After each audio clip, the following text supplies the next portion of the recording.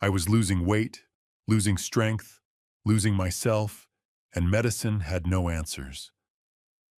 Then a stranger on the subway grabbed my wrist. "You need to take this off. Right now."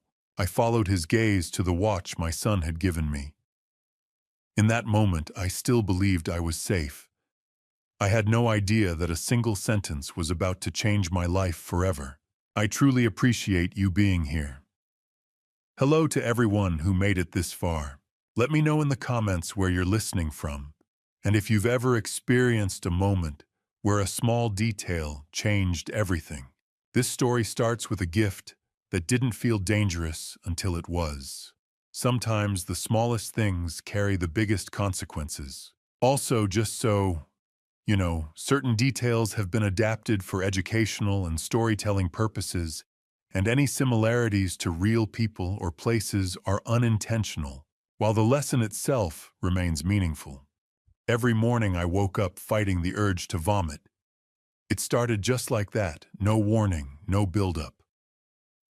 I'd open my eyes to the pale New York light filtering through my bedroom window, and instantly my stomach would twist into knots. For a split second, I'd lie there hoping it would pass. It never did. Within minutes, I'd be stumbling toward the bathroom like a drunk man, my body betraying me before my mind even caught up to what was happening. I'd grip the sink, stare at my reflection in the mirror, and wonder who the hell that pale, hollow-eyed man was looking back at me. I'm Michael Harrison. At 68 years old, I'd spent the last 4 decades building something real, a real estate empire that started small in the 90s and grew into something I was genuinely proud of. I owned a solid apartment building in Manhattan, managed rental properties across the 5 boroughs, and I'd done it all by showing up every single day, by being the kind of guy people could count on, by knowing when to negotiate and when to walk away. Success in business is about reading people, understanding what they want, before they even know it themselves.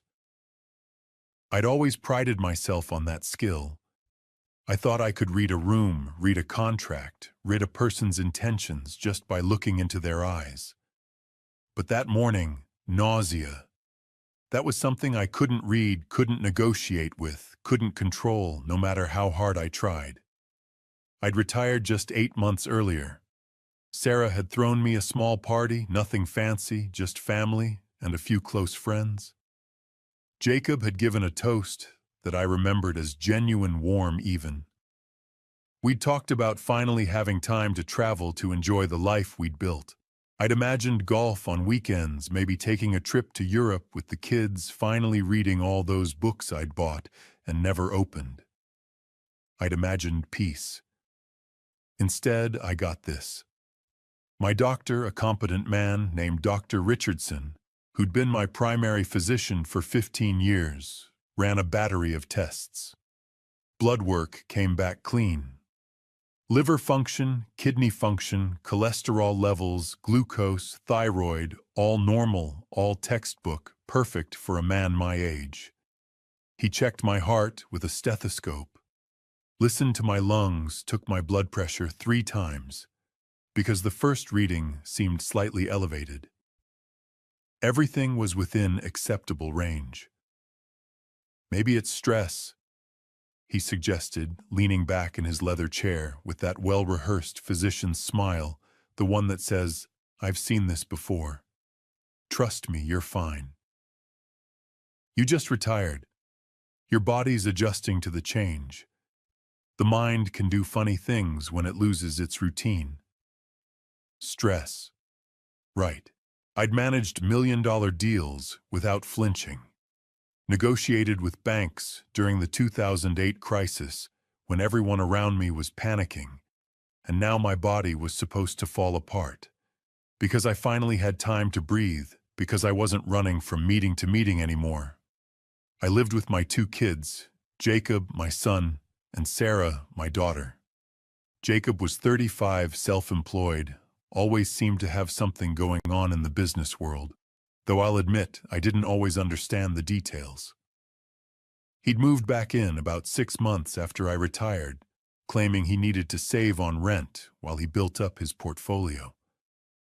Sarah was 32, the family counselor by nature, the type of person who actually listened when you talked, who remembered details you'd mentioned weeks ago, who cared when you said you weren't feeling well.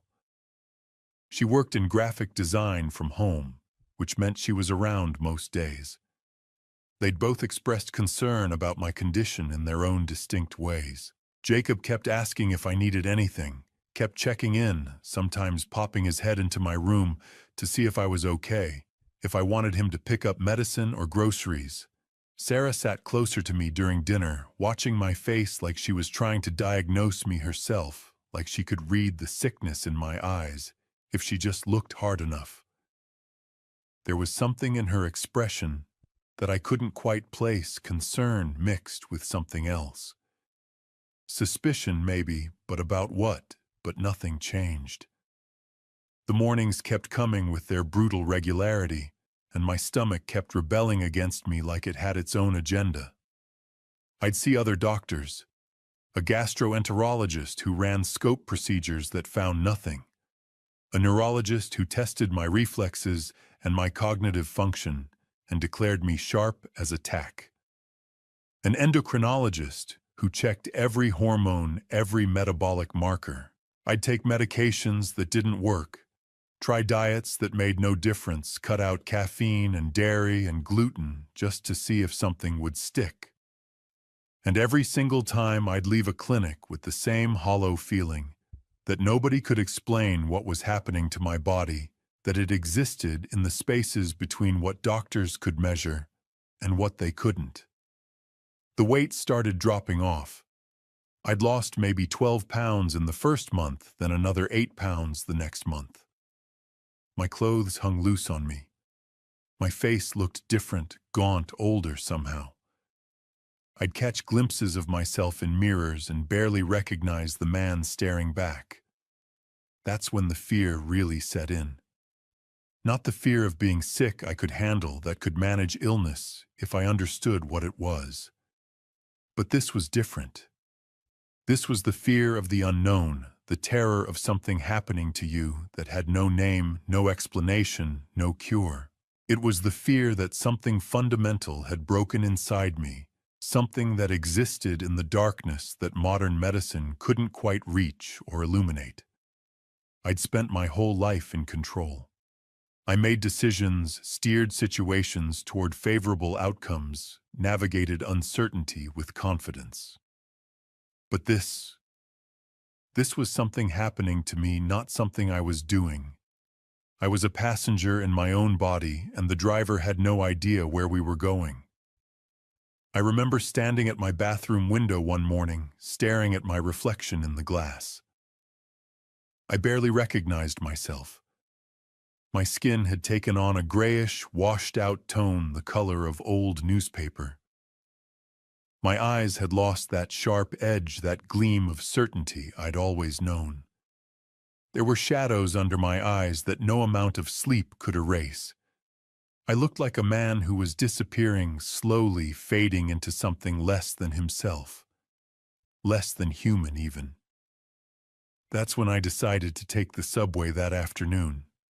I needed air. I needed to get out of the apartment, away from the concerned looks from Jacob and Sarah, away from my own spiraling thoughts, away from the bathroom where I'd spent so much of my time lately.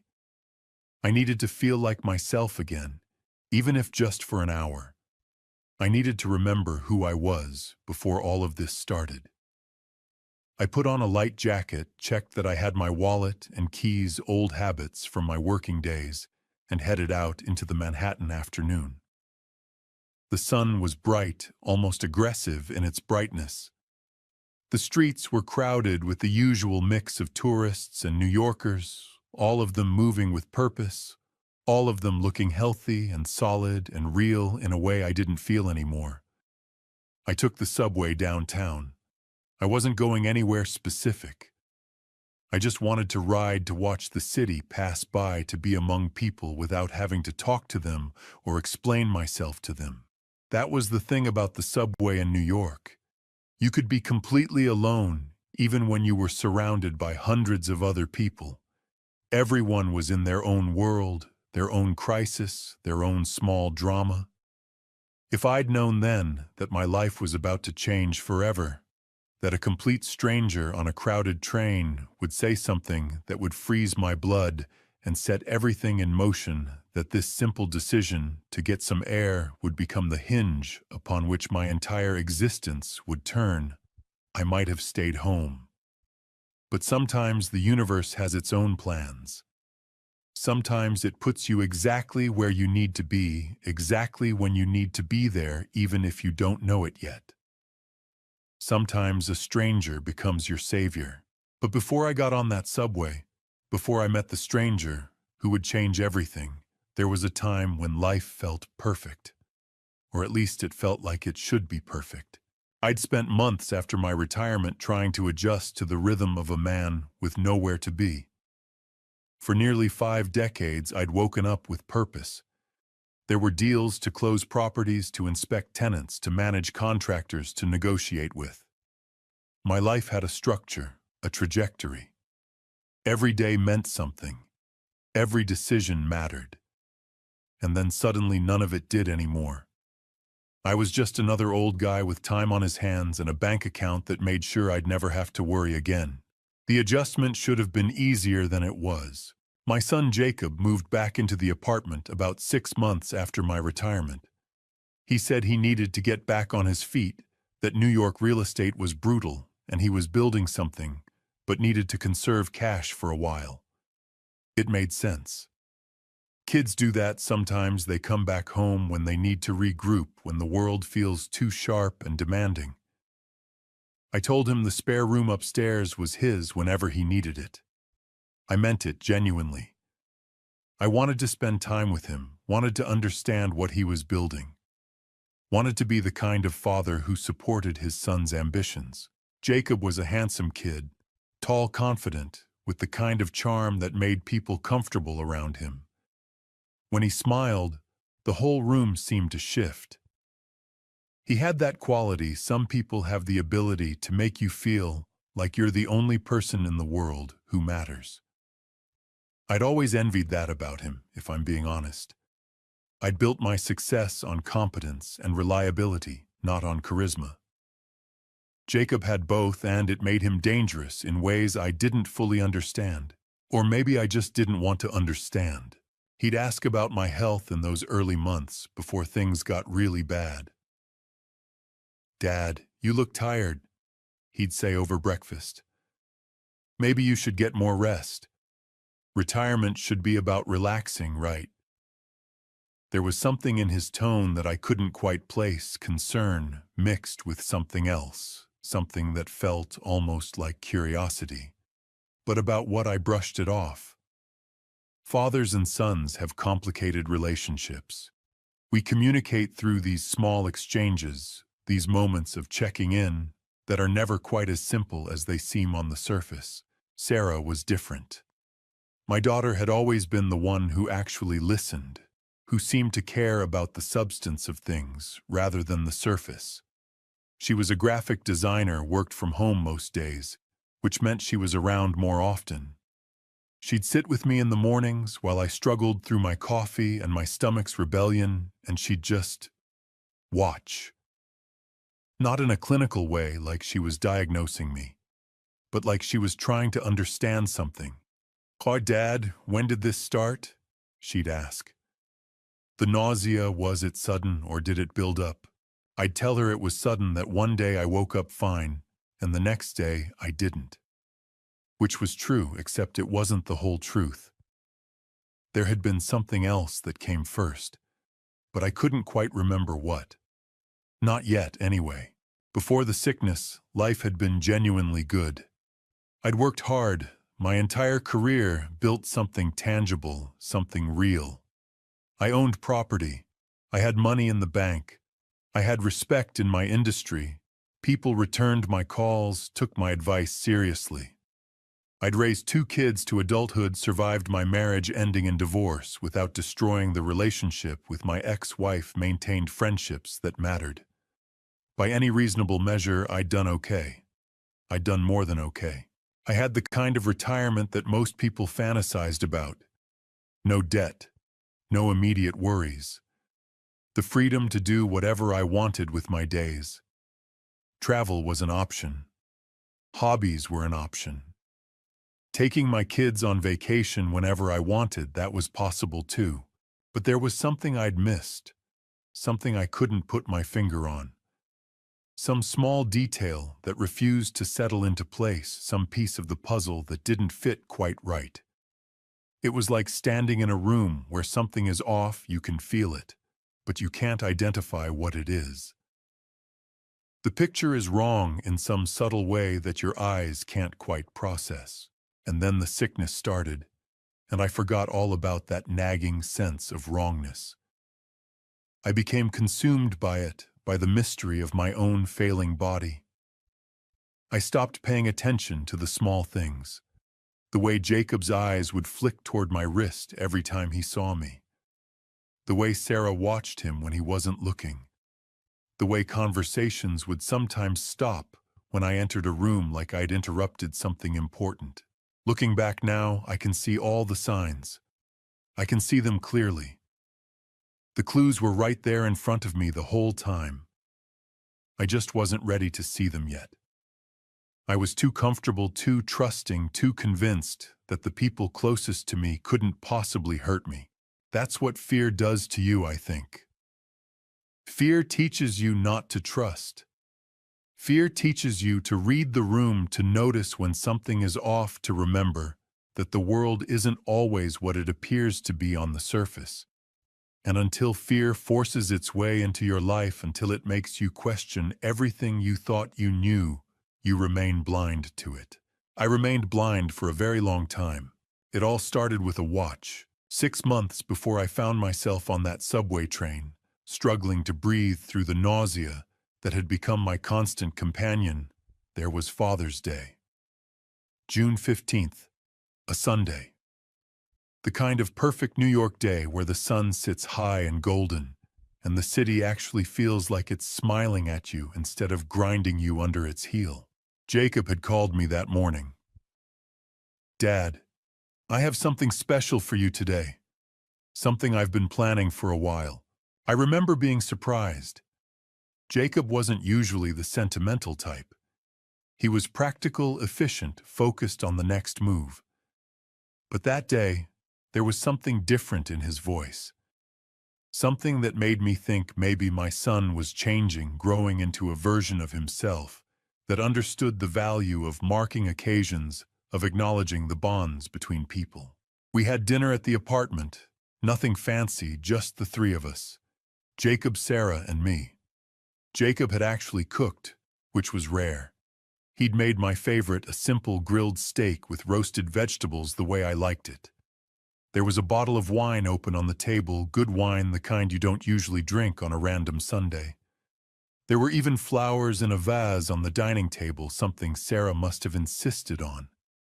The whole scene felt carefully orchestrated, like Jacob had choreographed every element of the evening with precision. After dinner, after we'd cleared the plates and settled back into our chairs with our wine glasses, Jacob looked directly at me with an intensity that made something in my chest tighten slightly. He said, "I want to give you something. Something that belonged to your father and before that belonged to his father." He reached into his jacket pocket and pulled out a small velvet box. It was the kind of box that usually contained jewelry, dark green velvet, worn soft from age with gold filigree embossed on the corners. He opened it. Inside, nestled on white silk padding, was a watch.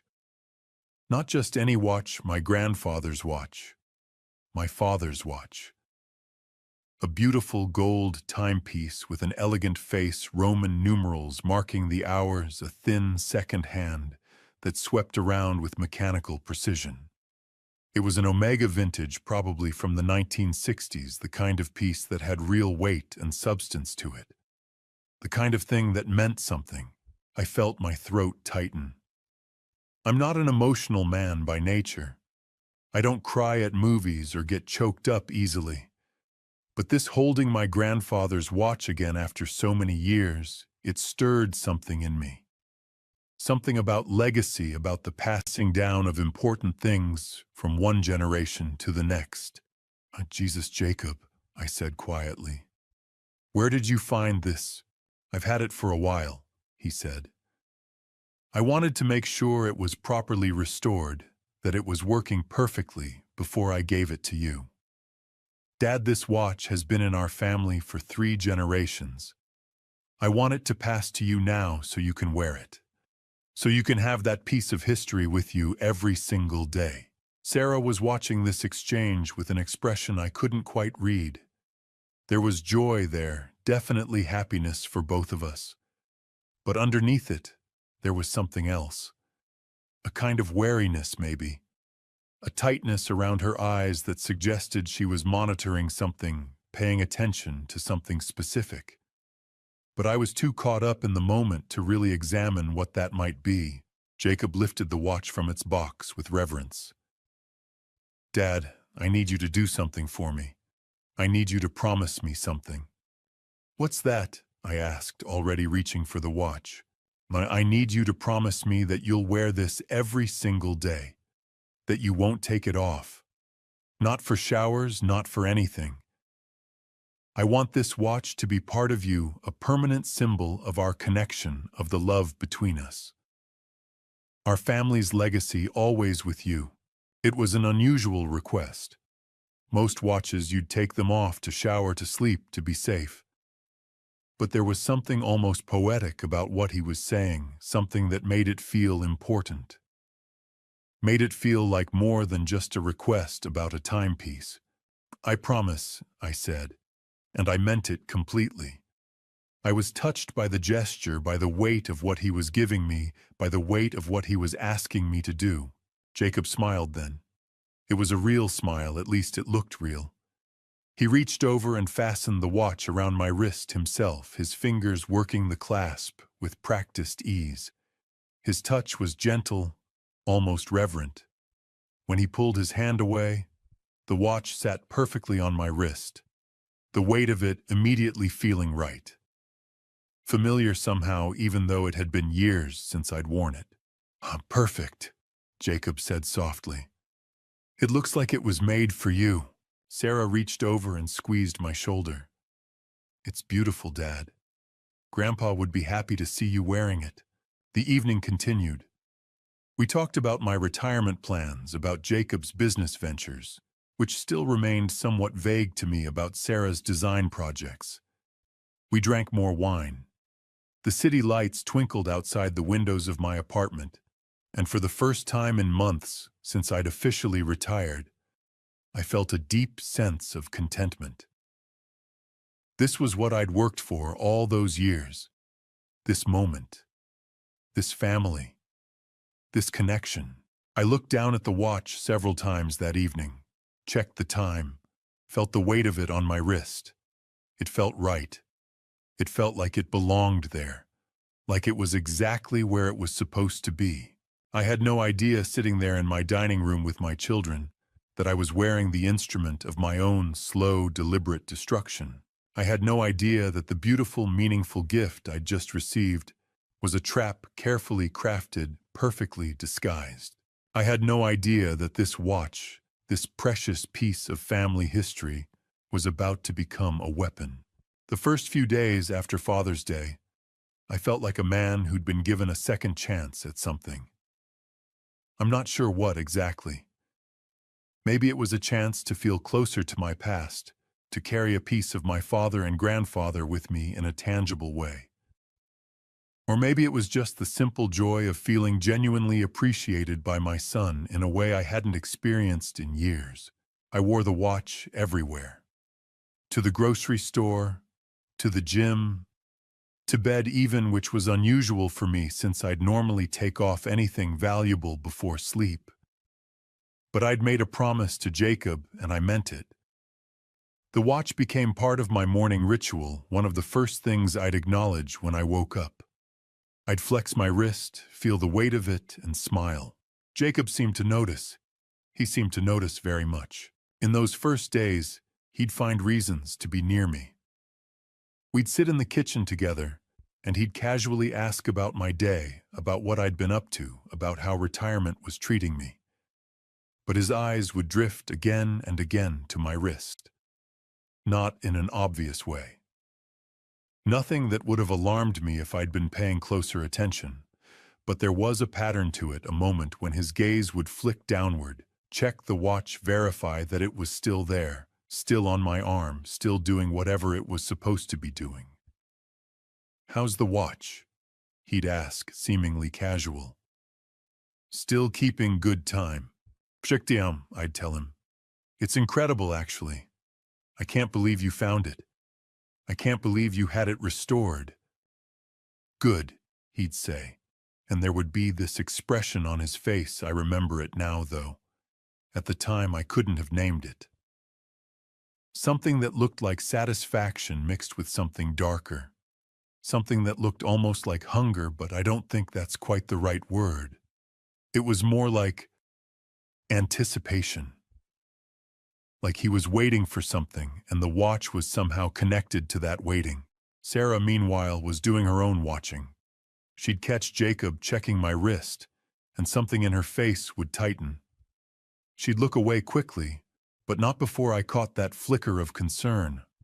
Or was it suspicion? It was hard to tell. "You like the watch?" she asked me one morning while Jacob was out of the apartment. "I love it," I said honestly. "It's one of the nicest gifts I've ever received."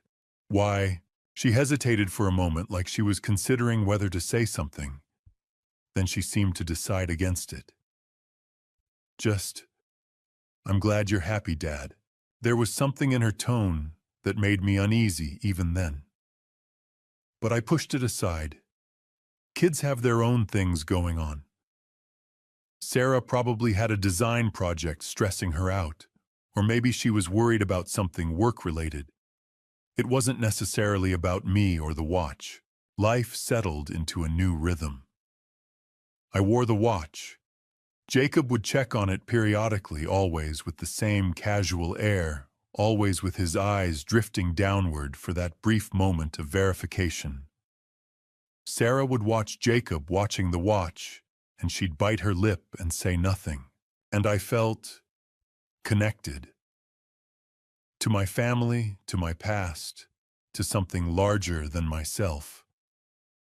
This was what I'd imagined retirement would be like, a time when the relationships mattered more than the work, when I could simply exist in the presence of people I loved and feel grateful for their company.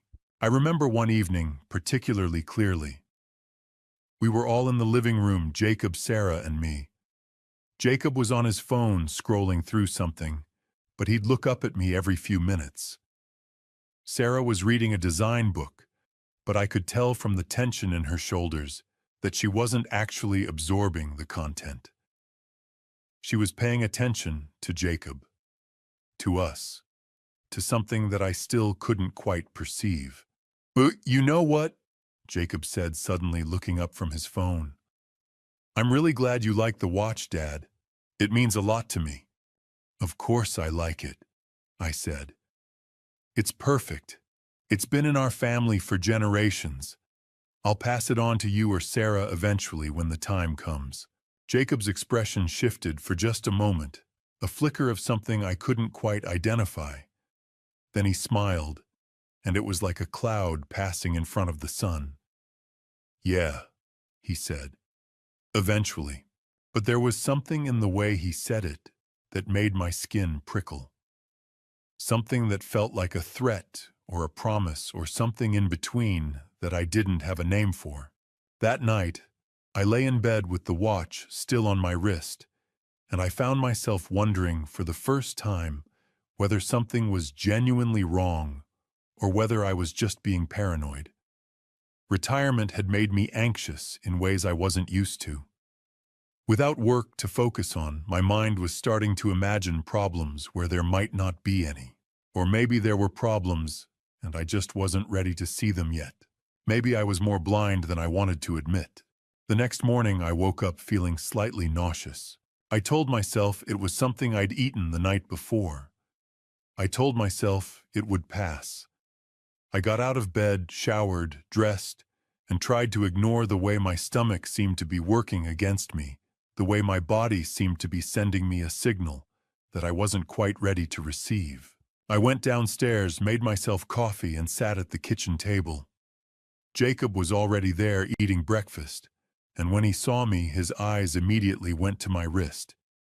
He checked the watch, saw that it was still there, and then he smiled.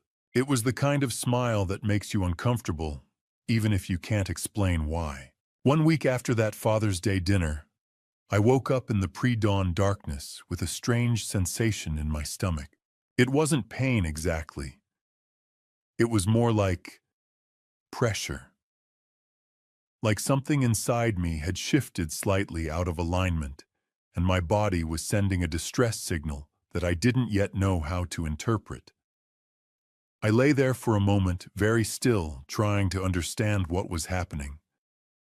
The watch on my wrist ticked steadily, keeping perfect time, keeping watch over me in the darkness of my bedroom. Then the sensation intensified. I stumbled out of bed and made my way to the bathroom, moving quickly but carefully, like I was navigating through water. I gripped the sink and waited. My stomach twisted, my throat tightened, and then mercifully the feeling began to subside. It didn't disappear completely. There was a lingering queasiness, an uncomfortable awareness of my own body that I usually don't have to think about. But the acute discomfort eased. I brushed my teeth, splashed water on my face, and looked at myself in the mirror. I looked fine. Tired maybe, but that was normal for a man my age. Nothing suggested that something was fundamentally wrong with me. I went downstairs and made coffee. The smell of it was comforting, familiar, one of the small rituals I'd allowed myself to keep from my working life. I sat at the kitchen table and waited for the nausea to fully pass. It did eventually, leaving behind only a faint memory of discomfort, like a bad dream you mostly forget as soon as you're awake. By the time Jacob came downstairs, I'd convinced myself it was nothing. Bad seafood from the restaurant we'd ordered from the night before, probably. Or maybe my stomach was just adjusting to retirement, to the different rhythm of my days. Stress manifests in strange ways in the body. I knew that from my years managing business deals and navigating difficult negotiations. The mind and body are more connected than most people realize. "Morning, Dad," Jacob said, pouring himself a cup of coffee. His eyes were sharp, alert, not the eyes of someone who'd just woken up, but the eyes of someone who'd been waiting for something. He glanced at me, then at my wrist, at the watch, at the golden circle that never left my arm. I didn't notice the significance of that glance at the time. "Morning," I replied. "Sleep well?" "Really well," he said. He was watching me carefully, paying attention to my face, my demeanor, my body language. "How are you feeling? You look a little off." "I'm fine," I said, and it was true, or at least it was true in the moment. "Just a weird stomach thing this morning. I think the food last night didn't agree with me." Jacob nodded slowly, like he was absorbing this information, filing it away, comparing it to some data he'd already collected. "That happens," he said. "Your body gets more sensitive as you get older. Has to be more careful about what you put in it." There was something in the way he said it that felt odd to me, but I couldn't quite put my finger on what. It was like listening to someone speak a language you almost understand. You catch the individual words, but the deeper meaning remains slightly out of reach. Sarah appeared a few minutes later, already dressed for the day, and she looked between Jacob and me with an expression that suggested she'd picked up on something I'd missed. Her eyes lingered on my wrist for just a moment before she looked away. "Dad, you okay?" she asked. "You look pale." "I'm fine," I said again. "Just a little stomach trouble this morning." Sarah exchanged a glance with Jacob that I found somewhat strange, though I couldn't have explained why. It was like they were communicating in a language that only they understood, sharing a moment of understanding that I wasn't part of. The nausea didn't return for a few days. By the end of the week, I'd almost forgotten about that morning entirely. Life had settled back into its comfortable rhythm: coffee in the morning, a walk around the neighborhood lunch, a bit of television, in the afternoon dinner with my kids. Retirement was starting to feel like what I'd imagined it would be. Then it happened again. This time it was worse. The nausea hit me harder, lasted longer. I was in the bathroom for nearly 45 minutes, my body convincing me that something serious was wrong, that I needed to get medical attention immediately. By the time it passed, I was shaking, my shirt damp with sweat, my head throbbing with a low-level pain that seemed to radiate from behind my eyes. I called my doctor's office and made an appointment for later that week. The receptionist seemed unfazed by my symptoms. "Sounds like gastroenteritis," she said breezily.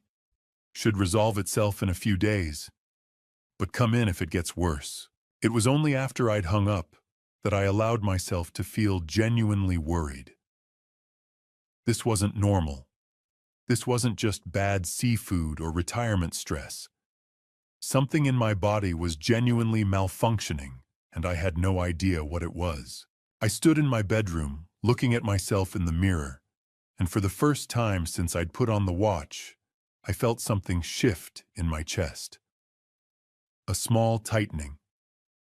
A warning that something I wasn't ready to acknowledge was beginning to take root inside me. I looked down at my wrist, at the beautiful golden watch that Jacob had given me. The watch that I'd promised to wear forever. The watch that I couldn't take off even if I wanted to. The watch that was somehow impossibly connected to this growing wrongness in my body. But I didn't know that yet. I couldn't have known it. I just knew that something was changing. Something was beginning, and I had no idea how to stop it. Dr. Richardson's office was on the Upper East Side, a 15-minute cab ride from my apartment. I'd been going to him for 15 years, ever since I'd moved to New York full-time and needed someone to manage my health. He was competent, thorough, the kind of doctor who actually listened when you talked to him, instead of just running through a checklist of symptoms. That morning, sitting in his waiting room, surrounded by magazines I had no interest in reading, I felt like I was overreacting. The nausea had mostly subsided. I'd had a decent breakfast. Maybe this whole thing was just my body adjusting to a new rhythm, like Dr. Richardson would probably say. Maybe I was being a hypochondriac, making something out of nothing. But then I remembered waking up on the bathroom floor at 3 in the morning, my body heaving, my mind spinning with the certainty that something was genuinely wrong with me. And I was glad I'd made the appointment. The nurse called my name and I followed her back to the examination room. She took my weight. I'd lost a few pounds since my last visit 6 months ago, and my blood pressure. Everything seemed fine, normal, unremarkable. Dr. Richardson came in, shook my hand, and asked me to describe my symptoms. I walked him through the timeline, the nausea that started about a week ago, the fact that it seemed to happen mostly in the mornings, the way it would peak and then subside over the course of half an hour or so. He listened carefully, asked clarifying questions, and then said the words that would become increasingly familiar to me over the next few months. "Let's run some tests and see what we're dealing with." The phlebotomist came and took blood samples, 3 vials drawn with practiced efficiency. I watched the blood flow into the containers and tried not to think about all the ways a body could go wrong, all the diseases and conditions that could be lurking in your system without you knowing it. The nurse gave me a cup for a urine sample. "Bathroom's down the hall," she said cheerfully, like I was collecting a souvenir instead of proving my body's chemical composition to a medical professional. Then came the cardiac workup. Dr. Richardson listened to my heart, with a stethoscope, asked me to take deep breaths, watched my chest rise and fall. He took my blood pressure again 3 times, actually, which made me slightly nervous, though he assured me everything looked good. He checked my reflexes with a small rubber hammer, had me follow his finger with my eyes as he moved it in various directions. "How's your energy level?" he asked. Not great," I admitted. "I've been more tired than usual." He nodded, made a note on his chart. "That could be related to the nausea. Dehydration, malnutrition, even mild cases can make you feel run down. The whole examination probably took 20 minutes, but it felt longer. It felt like being dissected, like my body was being read like a book, and the doctor was trying to decipher the text to figure out what was wrong with me. When he finally stepped back and said, "I think we've got everything we need," I felt a wave of relief wash over me. At least now we'd have some answers. "When will the results come back?" I asked. "She'll give us 3 to 5 business days," he said. "We'll call you as soon as we have anything to report." 3 to 5 days. A window of time where I didn't have to think about this, where I could pretend everything was fine. I left the office and took a cab back home, feeling oddly lighter than I had in days. At least I was doing something. At least I'd taken action. The results came back 4 days later. Dr. Richardson's nurse called in the late afternoon, said everything looked normal. Blood work was clean. Urine was clean. Heart was functioning perfectly. Blood pressure was slightly elevated, but nothing concerning for a man my age. "Dr. Richardson would like to see you, though," the nurse said. "Just to do a quick follow-up and discuss what might be causing the symptoms." I went back to the office the following Monday. Dr. Richardson was his usual professional self, but I could see a faint line of confusion between his eyebrows as he reviewed my chart. "Everything looks fine, Michael," he said. "And I mean that genuinely fine. Your blood work is excellent. Your cardiac function is excellent.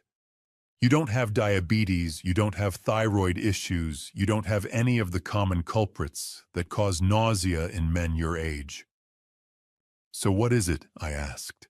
He leaned back in his chair, his fingers steepled together thoughtfully. "That's the tricky part. Without a clear, organic cause, we're probably looking at something stress-related." "Have you had any major life changes recently?" "Well, I retired about 8 months ago," I said. "There you go," he said, nodding like this explained everything. "That's a significant transition, Michael. More significant than most people realize. You've structured your entire adult life around work, around having a purpose and a routine. Suddenly, all of that changes. Your body reacts to that kind of disruption. Stress manifests in unexpected ways. He prescribed me an antacid to take as needed, recommended that I try relaxation techniques, meditation, yoga, that sort of thing, and told me to come back if the symptoms got worse. I left his office feeling oddly unsatisfied. Not exactly relieved, but not exactly worried either. There was something unsettling about having every test come back normal when you know that something is genuinely wrong with you. It was like being gaslit by your own body.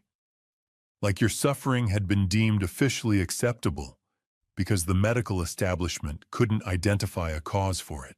On the cab ride home, I found myself looking down at my wrist, at the watch, at the golden circle that had never left my arm since Jacob placed it there.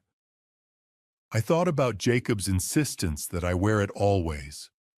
I thought about the way he'd check to make sure it was still there. I thought about Sarah's strange expression when she'd seen me the day after my symptoms started, and then I pushed those thoughts away. I was being paranoid. There was no connection. The watch was just a watch. Jacob was just being a concerned son. Sarah was just being a concerned daughter. Everything was fine. The doctors said so. But deep in my chest, in a place I couldn't quite articulate, I knew that everything wasn't fine. I knew that something was beginning, something that medicine couldn't quite see yet, something that was growing slowly, quietly, like a shadow spreading across a wall, something that was only going to get worse. 3 months in, I barely recognized myself in the mirror anymore. The nausea had become relentless. Every morning, without fail, I'd wake up and sprint to the bathroom. It wasn't just a few minutes of discomfort anymore, it was violent, all-consuming. I'd stand there gripping the sink, wondering if this was what the rest of my life was going to look like. 30 minutes, 45 minutes sometimes. And when it finally stopped, I'd be left feeling hollowed out, drained of everything. But the nausea was just the beginning. By week 2 of that 3rd month, I started losing weight. And not in a healthy, planned way. I'd lost maybe 15 pounds without even trying. My clothes hung on me like they belonged to someone else. I'd catch Sarah watching me with this expression I couldn't quite read, concern mixed with something darker, something that looked almost like fear. She never said anything directly, but I could see it in her eyes every time I walked into a room. "Dad, you're not eating enough," she'd say, her voice tight. "I am," I'd tell her. "I'm just not hungry." That was the strange part. It wasn't that I was deliberately starving myself. Food just didn't appeal to me anymore. I'd sit down with a plate, and after a few bites, my stomach would twist in protest. I'd push the plate away, and Sarah would exchange these looks with Jacob that made me feel like I was missing something important. Then came the hair. I noticed it first in the shower. At first it was just a few strands, nothing unusual. But within days, entire clumps came out in my hands. I'd run my fingers through my hair and watch as thick tufts fell into the sink. I started keeping the bathroom door locked because I didn't want Sarah to see. Didn't want her to worry any more than she already was. But of course she noticed. One morning she caught sight of my pillow covered in gray strands and her face went pale. "Dad, this isn't normal," she said quietly. She was right. Nothing about this was normal. My skin had taken on this grayish quality, like all the color had been drained out of me. Dark circles had settled under my eyes, permanent fixtures now. And then these rashes started appearing, strange red patches on my arms and neck that came and went without warning. My fingernails looked brittle and discolored, splitting at the edges. Even my gums had started to bleed when I brushed my teeth. The headaches were relentless. They'd start sometime in the afternoon and linger into the evening, a dull throb that no amount of aspirin could touch. I'd lie in bed at night, staring at the ceiling, wondering what was happening to my body. This wasn't just stress. This wasn't retirement adjustment. This was something else entirely. 4 different doctors. That's how many I saw over the course of those 3 months. Dr. Patterson ran every test he could think of. Blood work, urinalysis, EKG, chest X-ray. Everything came back normal. "Your heart's strong, Michael. Your lungs are clear. Your blood pressure is elevated, but nothing we can't manage." Dr. Patterson suggested it might be thyroid-related. More tests. All normal. Dr. Rashid wondered if it could be some kind of autoimmune issue. More blood work. Nothing. The last doctor, a gastroenterologist named Dr. Foster, sat across from me with this look of genuine confusion. "I don't have an explanation for what you're describing, Mr. Harrison. Your system looks remarkably healthy on paper. Whatever this is, it's not showing up in any of the standard tests." I felt like I was going insane. I wasn't imagining these symptoms. I could feel them, every single one, all the time. My body was screaming that something was wrong, desperately wrong, but modern medicine couldn't find a single thing to confirm it. I started to wonder if maybe the doctors were right, if maybe it really was all in my head. But Sarah knew better. One evening in the kitchen, I caught her studying me with that worried expression. I tried to smile to reassure her that her old man was going to be fine, but the smile probably looked more like a grimace, the face of a man who's barely holding it together. "Dad," she said, stepping closer. "Something's really wrong. We need to figure out what it is." I wanted to argue with her, to tell her I had it under control. But the truth was I didn't. I felt like I was fading away day by day, and nobody could explain why. The watch was still on my wrist. Jacob had made sure I understood how important it was that I never take it off. Every time I thought about removing it, I'd remember his face, that expression of love and concern, and I'd leave it right where it was. I had no idea that the real nightmare was only just beginning. It was Sarah who finally forced me to confront what was happening. She caught me one afternoon, sitting in the living room, staring at nothing. I'd lost track of time, couldn't tell if it had been 5 minutes or 50. My hands trembled slightly in my lap, and I didn't even have the energy to pretend I was okay anymore. "Dad," she said, sitting down next to me on the couch. Her voice was gentle, but there was steel underneath it. "We need to talk." I knew what was coming. I'd been waiting for it. "You're not okay." She continued, not bothering with pleasantries. Sarah had always been direct. That was her mother's influence, I suppose. "And I'm scared. I'm really scared for you." "I know you are," I told her, "but I'm handling it." "Are you?" She turned to face me fully. "Because from where I'm sitting, it looks like you're disappearing. Your hair's falling out. You've lost so much weight. You can barely keep food down. And you're telling me the doctors can't find anything wrong." "That's exactly what I'm telling you." She was quiet for a moment, choosing her words carefully. "Dad, have you considered that maybe this isn't physical? Maybe your body's responding to something emotional?" There it was, the question I'd been dreading. "Sarah." "I'm not depressed," I said, and even as the words left my mouth, I could hear how defensive I sounded. "I'm not having a mental breakdown. My body is sick. Something is genuinely wrong with me, and nobody can figure out what it is." "I'm not saying you're making it up," she said gently. "I'm saying that grief, stress, trauma, these things can manifest physically. You just retired. You've lost structure. Maybe it's not that." I cut her off, maybe more sharply than I intended. "I promise you, sweetheart, it's not psychological. This is real." She studied me for a long moment, and I could see the worry etched into every line of her face. "Okay," she finally said. "Then we need to do something different. New doctors, specialists. We need to figure this out, because whatever's happening to you is getting worse, not better." She was absolutely right about that. Over the next few days, Sarah threw herself into research with the kind of intensity I'd only seen her bring to her most important projects. She found specialists, a hematologist, a neurologist, an infectious disease expert. She made appointment after appointment, drove me to each consultation, sat in the waiting rooms with her arms crossed, her jaw set with determination. I loved her for it, but I could also see the frustration building behind her eyes.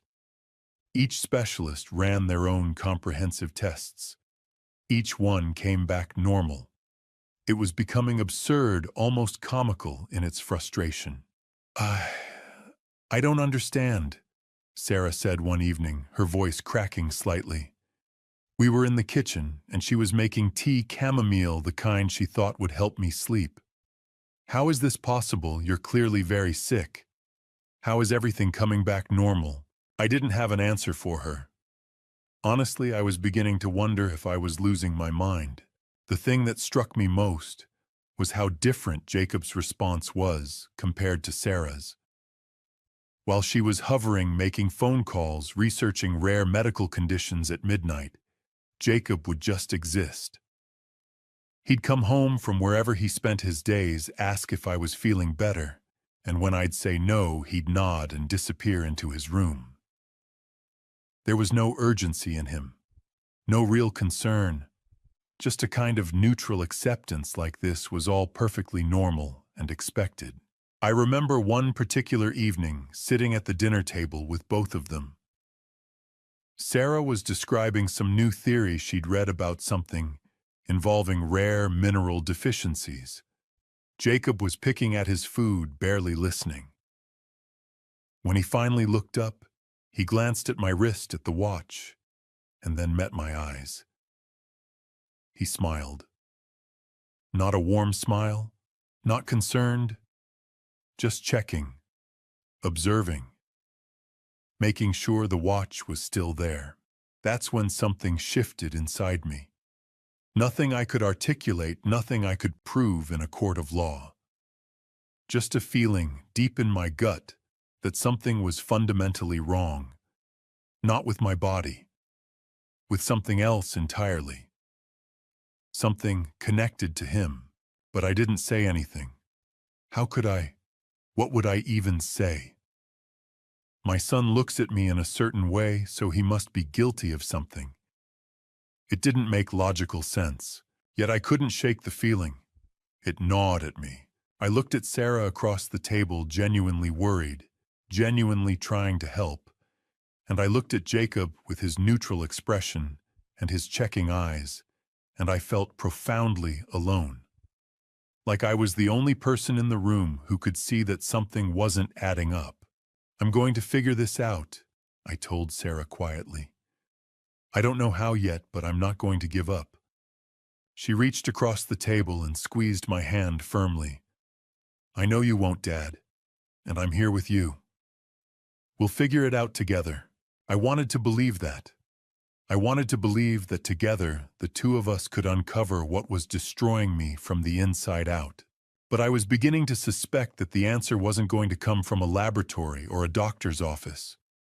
It was already sitting across from me, smiling that empty smile, wearing my trust like a weapon. But I didn't know that Jacob had prepared something else, something far worse than what was already happening. 4 months into wearing that watch, my deterioration accelerated in ways I couldn't explain. It wasn't gradual anymore. It was violent. It was like someone had hit fast forward on my decline, and my body was struggling to keep up with the destruction. The first time I noticed something had changed, it was a Tuesday morning. Jacob had set out my coffee on the kitchen counter like he always did. He'd taken to doing that over the past few weeks, being helpful, attentive, almost eager to assist. I appreciated it at the time. I was too weak to make coffee myself most days anyway. I drank it the way I always did. Black, no sugar. Still warm from the pot. Within an hour, my stomach started twisting violently. At first, it was just uncomfortable, a cramping sensation that reminded me of food poisoning. I thought maybe I'd eaten something bad the night before, but then it got progressively worse. Much worse. The nausea that followed was unlike anything I'd experienced in those first 3 months. It wasn't the gentle queasiness that had become my constant companion. This was aggressive, punishing, relentless. I barely made it to the bathroom before my body rejected everything I had inside it. I was bent over the toilet, retching uncontrollably, and I remember thinking that surely this was it. Surely this was the moment when my body would finally give up completely. But it wasn't the end. It was just the terrifying beginning of a new nightmare. For the next 3 days, my digestive system seemed to turn against me with deliberate cruelty. Every time I tried to consume something, soup, crackers, plain toast, my body would reject it violently within minutes. And it wasn't just simple rejection. It was violent expulsion accompanied by sharp stabbing cramping in my abdomen that made me cry out in pain. I was losing fluids faster than I could possibly replace them. My lips started cracking and bleeding. My mouth felt like sandpaper. I'd lie in bed drenched in sweat, and I couldn't tell anymore if it was from fever or from pure, unadulterated terror. I was genuinely afraid I was dying. "Dad, we need to get you to the hospital." Sarah said, her face completely pale as she watched me from the doorway of my bedroom. I could see the raw fear in her eyes, and that fear infected me even more deeply. "Not yet," I managed to say through gritted teeth. "Just give it another day, please." But I didn't believe my own words. I genuinely, in my core, believed I was approaching the end of my life.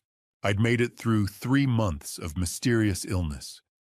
I'd survived significant weight loss and dramatic hair loss and strange rashes that came and went without any logical explanation. But this felt fundamentally different. This felt final. This felt like the moment when my body would simply shut down system by system, organ by organ, and there was absolutely nothing I could do to stop it. Jacob came by my room that afternoon. I remember the way he looked at me, really looked at me, lying there in bed, hollow-eyed and trembling uncontrollably. He didn't say anything for a long moment. He just stood in the doorway, silently observing. Then he asked if I needed anything at all. "Water." I croaked, my voice barely recognizable as my own. "And maybe some ginger ale if we have it." He brought both to me without hesitation. I drank the ginger ale in small, careful sips, trying desperately to be gentle with my stomach, trying to let it adjust gradually. 20 minutes later, I was back in the bathroom retching again. By day 4, I was genuinely considering calling 911. I was absolutely convinced I had some kind of severe bacterial infection, E. coli salmonella, something deadly that had infiltrated my system and was systematically destroying me from the inside out. But every time I picked up my phone, something stopped me. Pride, perhaps. Or just overwhelming exhaustion. I didn't have the energy to endure another hospital visit, another round of comprehensive tests that would inevitably come back completely normal. So I suffered. I suffered in my bed. I suffered in my bathroom at all hours. I suffered in the dark hours of the night when Sarah was asleep, and nobody could possibly see how deteriorated my condition had become. What I didn't know, what I absolutely couldn't have known, was that this wasn't a natural infection at all. This wasn't an illness progressing according to its own biological timeline. This was deliberate. This was calculated. This was intentional. Someone was actively doing this to me. And that someone was living under my roof, sleeping in a bedroom down the hall, eating meals at my table. I couldn't understand it then. I was far too sick and far too confused to comprehend what was actually happening to my body. But looking back now, I can see the pattern with stunning clarity.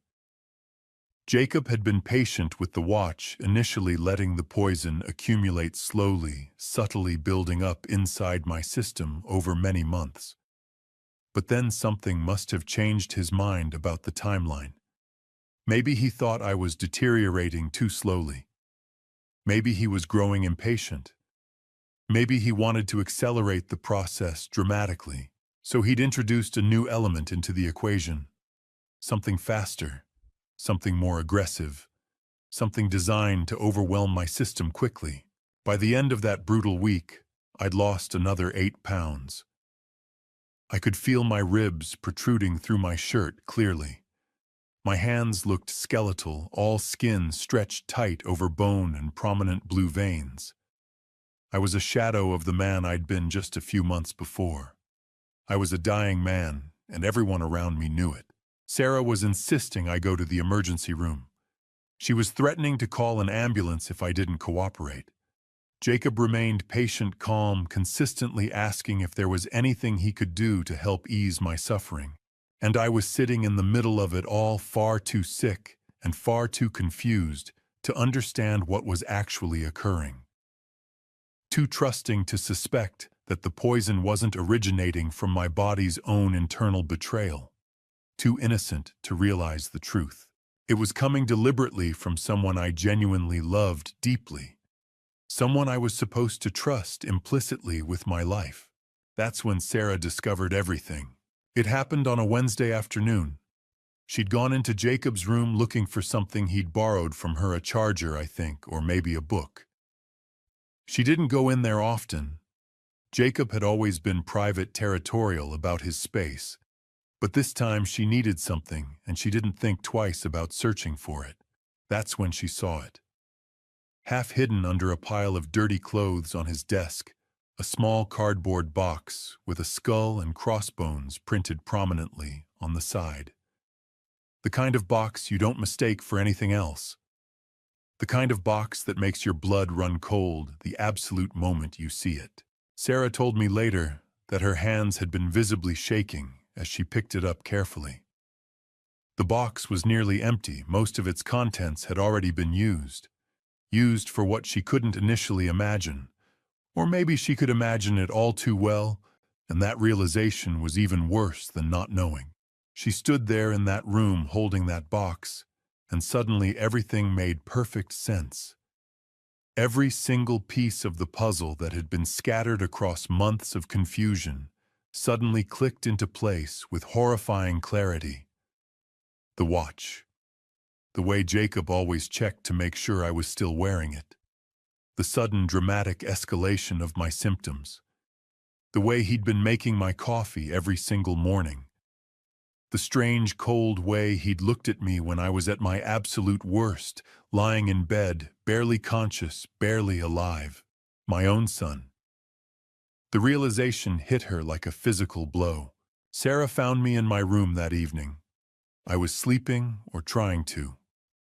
The pain had gotten so unbearable that sleep was almost impossible to achieve.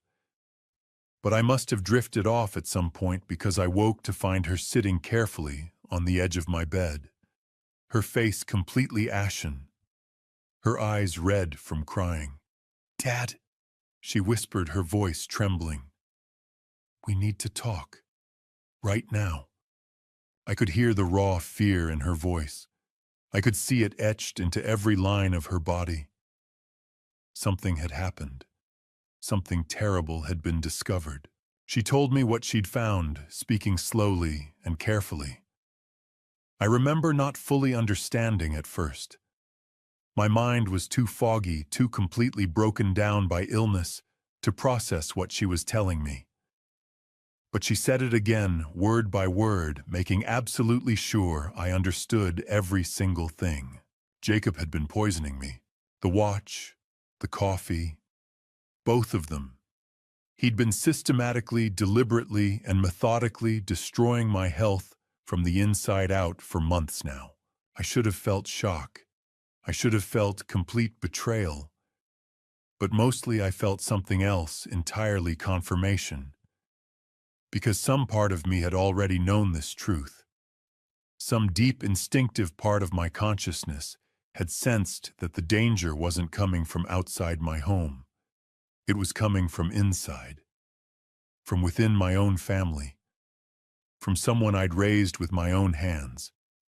Someone I'd trusted completely and unconditionally.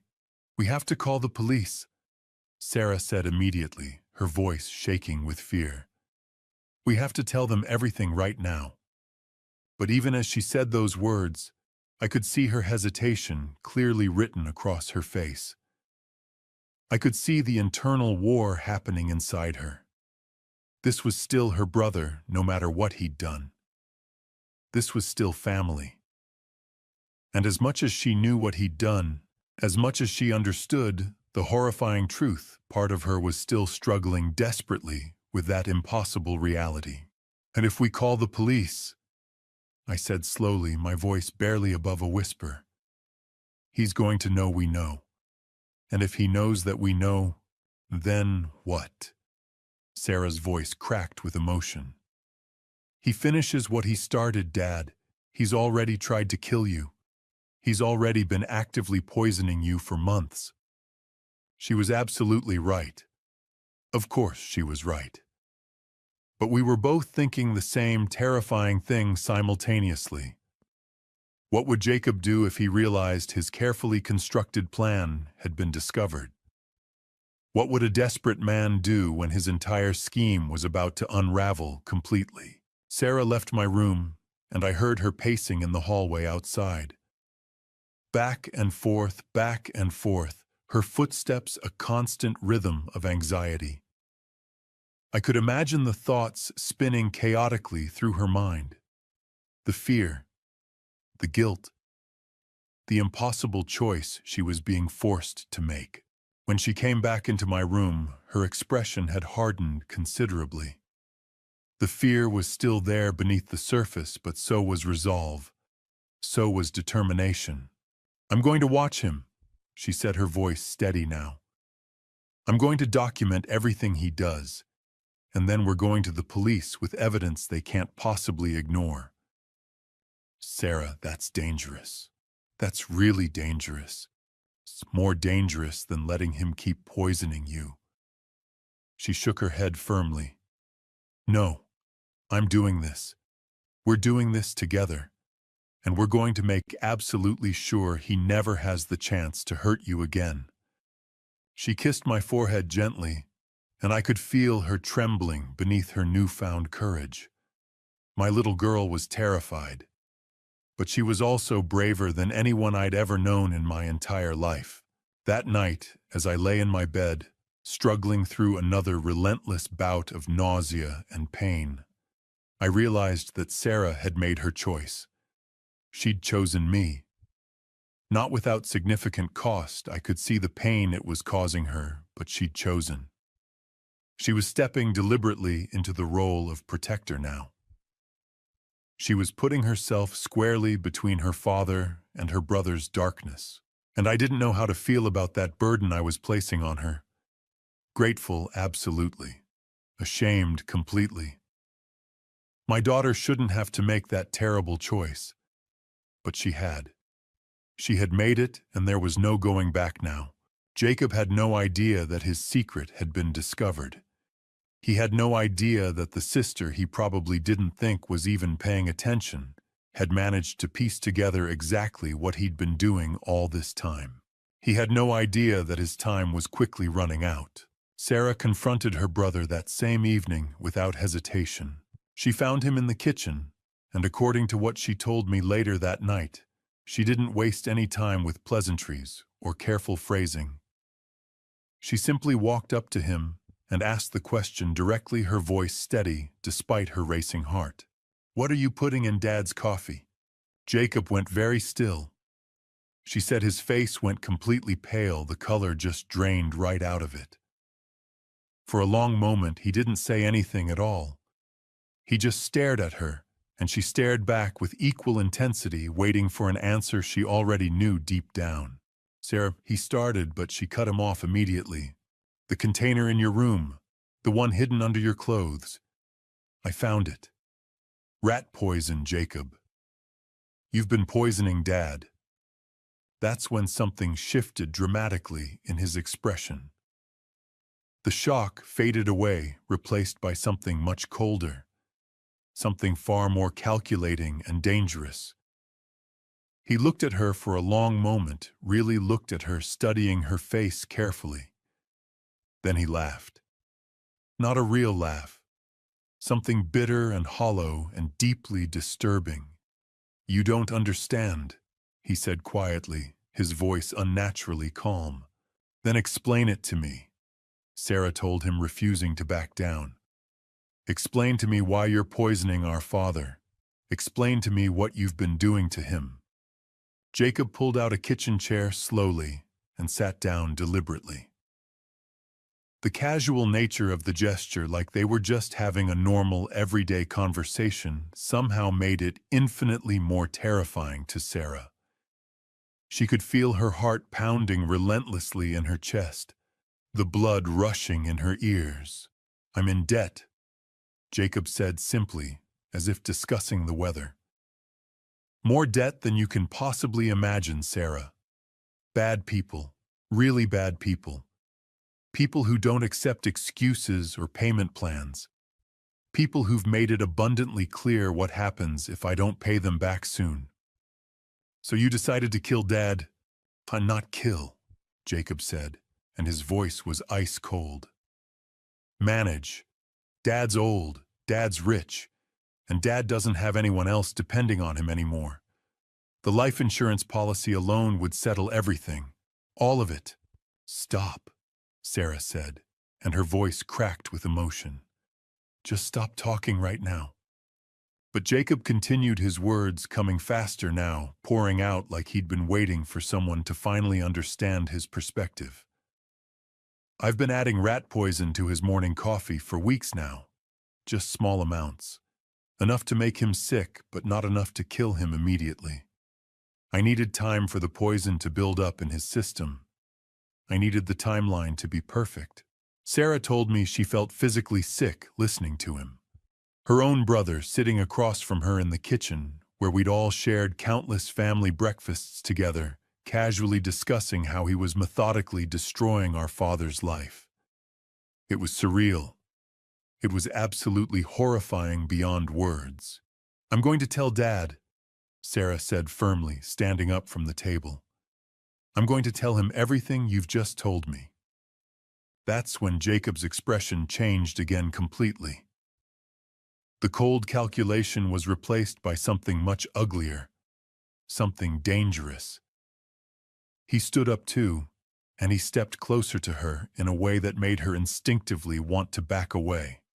If you do that, he said quietly, his voice low and threatening, you're going to regret it for the rest of your life.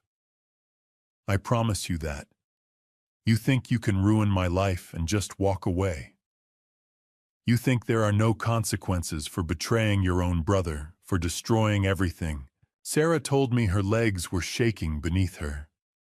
She was genuinely afraid of him in that moment. She said she'd never seen him like this, cold, menacing, capable of anything. But she also realized something absolutely crucial. She was more afraid of what would happen to me if she didn't do anything. Fear of Jacob was nothing compared to the terror of watching her father die. I'm telling him, she said again, and this time her voice didn't waver at all. Jacob's hands clenched into tight fists at his sides. For a moment, she thought he might actually hit her. She said she was preparing herself mentally for that possibility, bracing for impact. But then he stepped back, and when he spoke again, his voice was eerily calm and controlled. You're making a huge mistake, Sarah. When this goes to the police, when everything falls apart, you're going to lose your brother completely. Our entire family is going to be destroyed forever. And for what? To save a man who's already dying anyway. He's dying because of you. Sarah shot back without hesitation. And I'm not going to let you finish the job. I'm not going to let you get away with this.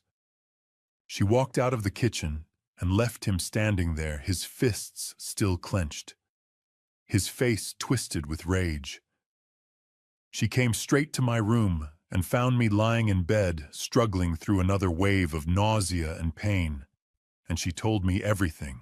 She told me about the container hidden in his room, about Jacob's mounting debt and the loan sharks threatening him, about the life insurance policy and his cold, calculated plan.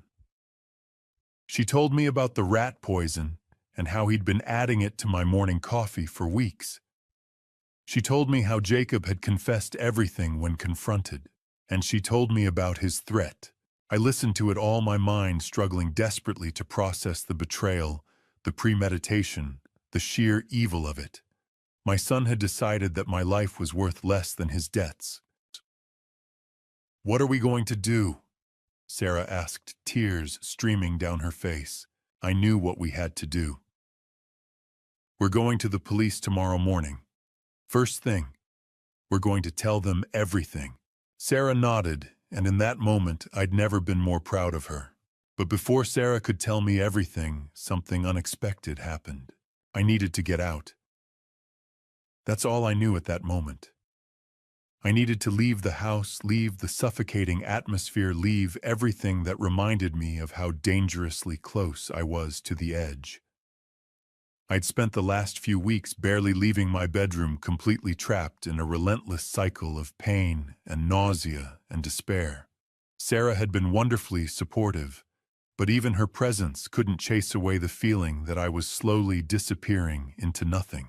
So I called an old friend from my business days, someone I hadn't seen in nearly 2 years.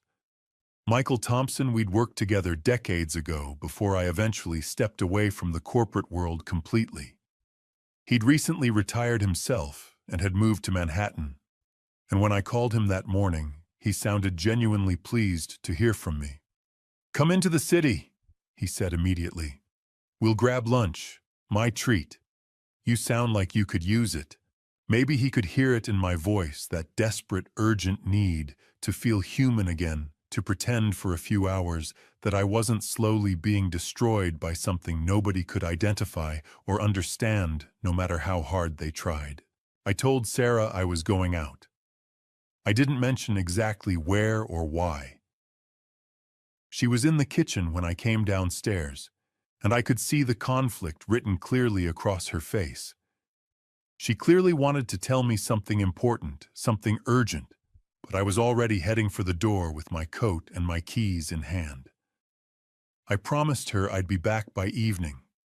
I told her I just needed some fresh air. I remember looking in the mirror before I left the house. I was genuinely shocked by what I saw staring back at me. The man in that reflection was a complete stranger. Gaunt, hollow, like someone had hollowed me out from the inside and left just an empty shell behind. My eyes were sunken. My cheeks were hollow. My skin hung loose on my frame.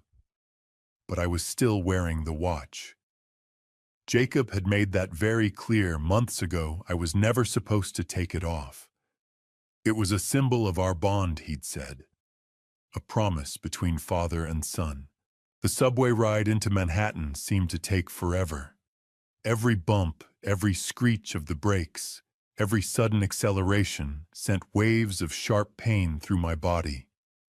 I gripped the metal pole tightly, trying to steady myself, trying desperately to convince my stomach that it would be okay. Around me, the city flowed in and out, people getting on, people getting off, hundreds of lives happening simultaneously, and I was just a ghost, moving through them all invisibly. I found a seat about halfway through the ride and sat down gratefully. That's when I noticed him. He was an older man, probably around my age, maybe a few years younger. 65, maybe 66 at most. He had genuinely kind eyes and the weathered, capable hands of someone who worked with his hands for a living. He was dressed well, nice button-down shirt, clean slacks, leather shoes that had been recently polished. There was something about him that suggested competence, reliability, genuine skill in his craft. He was looking at my wrist. At first I thought maybe he was just glancing around, casually observing the other passengers the way people do on the subway to pass time. But then I noticed his eyes lingering, really lingering on my wrist. His gaze kept returning repeatedly to the watch. Not in an admiring way exactly. It was more analytical than that, more professional, more calculated. I shifted slightly in my seat, moving my wrist away instinctively. But he'd already seen it. Already seen enough to satisfy his curiosity. "That's a beautiful piece," he said suddenly, his voice warm and genuinely complimentary. "Thank you," I replied, genuinely surprised that someone would strike up a conversation with a stranger on the subway. "It's vintage, a family heirloom passed down. May I?" he asked politely, gesturing toward my wrist with an open hand. I hesitated for just a moment, and then I extended my arm toward him. I'd worn that watch every single day since Jacob gave it to me. It had become so completely a part of me that I'd almost forgotten it was there, almost forgotten what it truly represented to me. The man took my wrist gently, and I could feel his fingers moving carefully across the watch face, examining it thoroughly and methodically.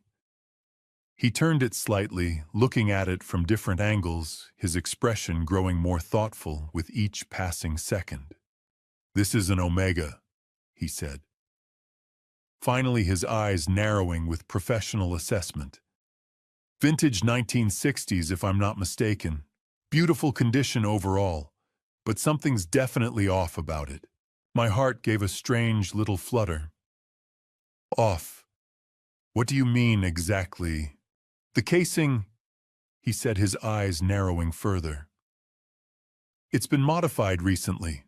Someone's opened this up and done some deliberate work on the inside. See here."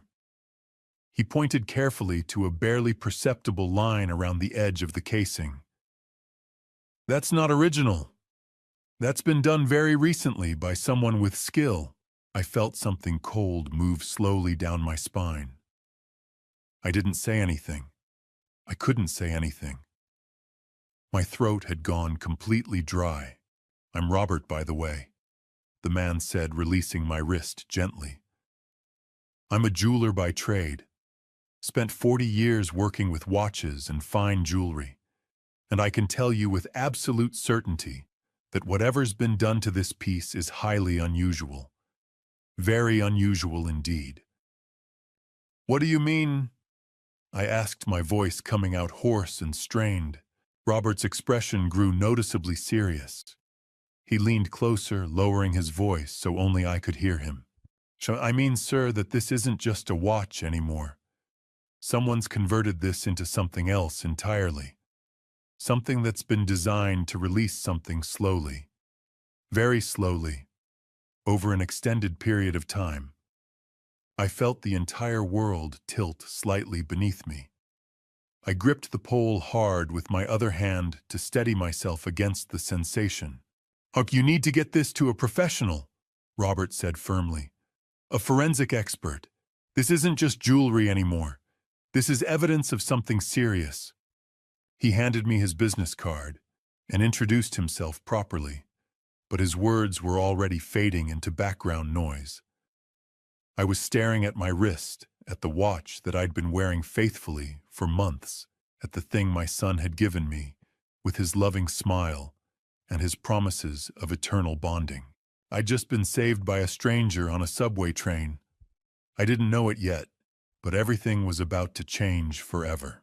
Robert had spent 40 years working with watches and fine jewelry.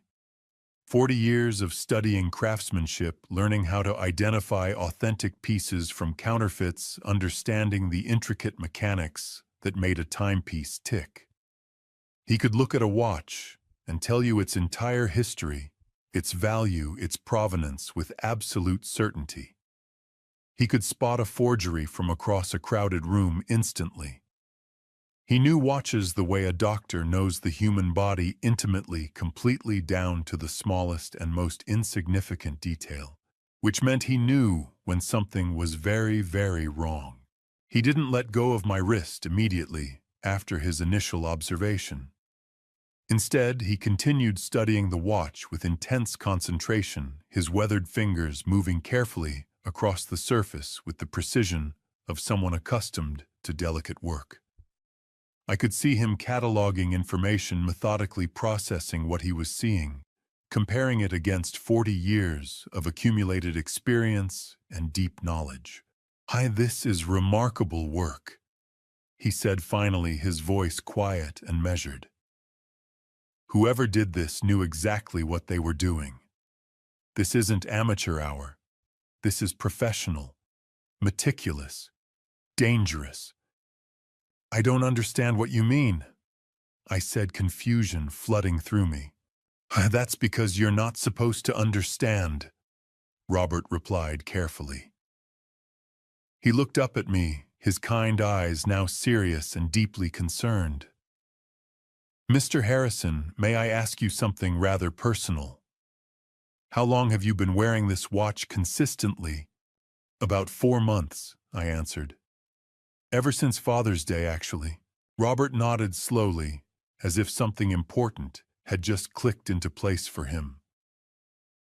"And have you been feeling unwell for approximately the same amount of time?" The question caught me completely off guard. How could this stranger possibly know about my illness? How did you— Lucky guess, Robert said. But it wasn't a lucky guess at all. I could see it clearly written across his face. He already knew something significant that I didn't. Something important. "Can you take this watch off?" he asked, gesturing gently to my wrist. "I'd like to examine it more thoroughly." I unfastened the clasp carefully and handed the watch to him. It felt strange and disorienting releasing it from my wrist after wearing it every single day for months. It felt like removing a piece of myself, like losing a part of my identity. Robert held the watch up to the light streaming through the subway car windows.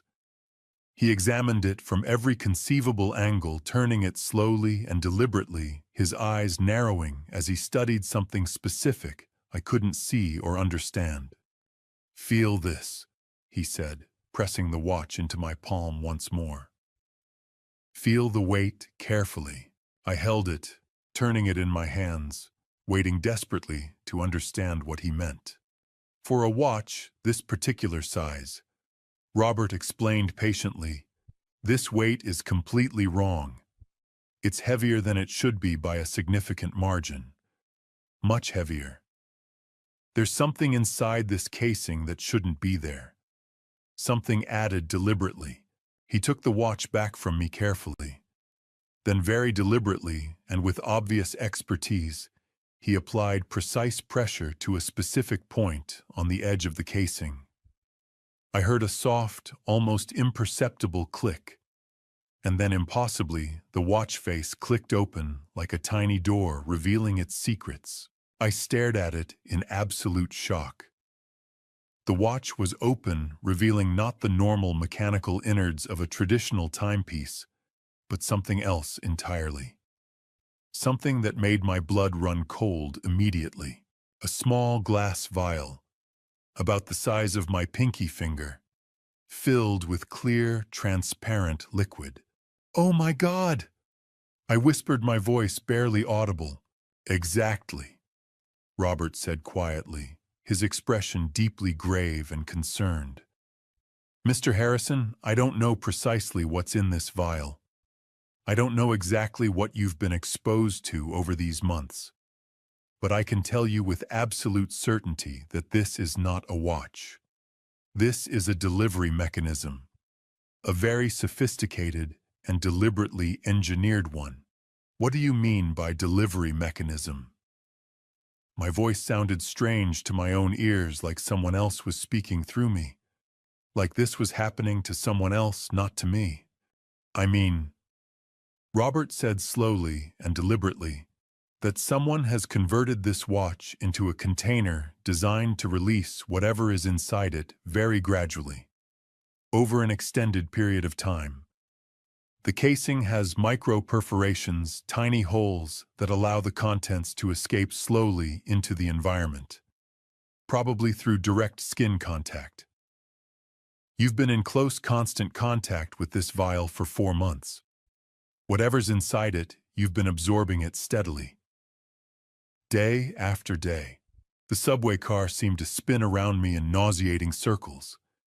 I gripped the metal pole with all my strength, trying desperately to stay upright against the dizziness and horror. "Iko, this is completely wrong," Robert said, and I could hear the urgency in his voice now. It was no longer professional concern. It was alarm. "This is premeditated. This is calculated. This is intentional. Someone gave you this watch knowing exactly what would happen to you, and that's not possible," I said, but even as I said it, I knew it was true. Everything suddenly made horrible, terrible sense. The nausea every morning, the weight loss that wouldn't stop, the hair falling out in clumps, the rashes appearing on my skin, the doctors finding absolutely nothing wrong despite all their tests. It wasn't an illness. It was poisoning. Deliberate, methodical, carefully planned poisoning. My son had given me this watch. Who gave you this watch? Robert asked, though I suspected he already knew the answer. My son. I said, my voice barely above a whisper, as if speaking it out loud might make it more real. My son gave me this watch. Robert's expression changed immediately. His professional concern shifted into something deeper, something darker. Alarm. He looked at me with a mixture of genuine sympathy and urgent concern. Mr. Harrison, he said carefully and deliberately, I need you to listen to me very carefully. Every word matters. You need to get this watch to the police immediately. You need to tell them everything that's happened, and you need to get medical attention right away. Whatever's in this vial, it's been slowly accumulating in your system. That's why you've been so sick. That's what's been destroying you. I felt the walls closing in on me, suffocating me. My son, the watch, the promise of love, the words about our bond. All of it replaced by something dark and calculated and evil. I can't, I said numbly. You have to, Robert replied firmly. Your life depends on it. And in that moment, sitting on a subway train with a stranger who'd somehow become my savior, I realized that my entire life had just changed fundamentally. Everything I thought I knew about my family, about my son, about the watch, and what it represented, all of it was a lie. A carefully constructed deception. All of it had been poison. Robert began to explain what he was seeing, his voice careful and measured, but there was no way to soften what he was about to tell me. This liquid, he said, turning the vial slightly in the light. I've seen something like this before. Not often, but I've encountered it. This appears to be thallium, or a thallium compound of some kind. The words didn't make sense at first. They floated in the air between us like foreign objects, things I couldn't grasp or comprehend. What? I said. Shakitizno, thallium. Robert repeated, his expression grave. It's a heavy metal, extremely toxic. Someone deliberately filled this vial with it and sealed it inside your watch. Someone did this intentionally, Mr. Harrison. Deliberately. With full knowledge of what would happen. I felt my chest tighten. My hands began to shake visibly. No, I said. No, that's not. My son wouldn't. But even as I said it, everything suddenly became horrifyingly clear. The watch. The Father's Day gift. Jacob pressing me to wear it every single day, checking to make sure I hadn't taken it off.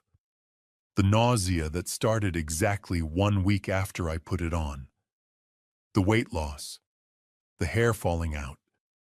The rashes. The doctors finding nothing. And then just when things seemed to be stabilizing slightly, the rat poison in the coffee. The sudden escalation. The additional attack. It was all connected. It was all part of a plan. Jacob had given me the watch, knowing exactly what it contained. Jacob had been poisoning me slowly, methodically, systematically for 4 months. And when the slow poison wasn't working fast enough, he'd added another method. He'd escalated to the coffee. He'd decided to finish what he'd started. My own son. When did he give you this watch? Robert asked, though I could see he already knew. Father's Day, I whispered. He gave it to me on Father's Day and told me never to take it off. He said it was a symbol of our bond. Robert's expression hardened. He lied. Yes, I said, my voice barely audible. He lied. The implications crashed over me like a wave. This wasn't a moment of anger or frustration. This wasn't a crime of passion. This was premeditated. This was calculated. This was evil. Jacob had spent months planning this. He'd researched thallium. He'd found someone or figured out how to create this mechanism. He'd given it to me as a gift. He'd watched me wear it every single day, knowing exactly what it was doing to me. "We need to go to the police," Robert said urgently. "Right now." "This is attempted murder, Mr. Harrison. This is serious." I nodded numbly. My hands were still shaking. I felt cold despite being surrounded by people on a warm subway car. I felt like I was going to be sick. "The coffee," I said suddenly. "He's also been putting something in my coffee, every morning for weeks." Robert's eyes widened. "How do you know that?" "My daughter told me. She found evidence. She confronted him."